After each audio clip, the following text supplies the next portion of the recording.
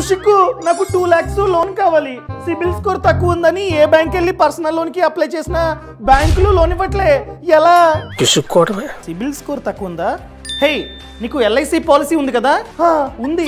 Endowment plan గత 8 సంవత్సరాలుగా నేనైతే ప్రీమియం కడుతూ ఉన్నా.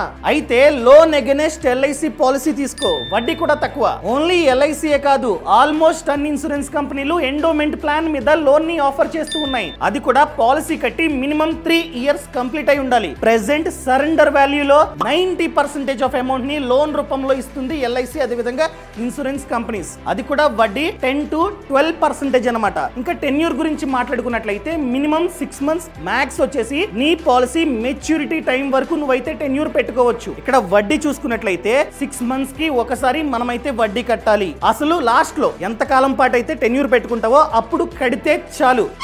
ఇప్పుడే ఎల్ఐసి ఆఫీస్కి వెళ్ళి అప్లై చేస్తా. Thank you.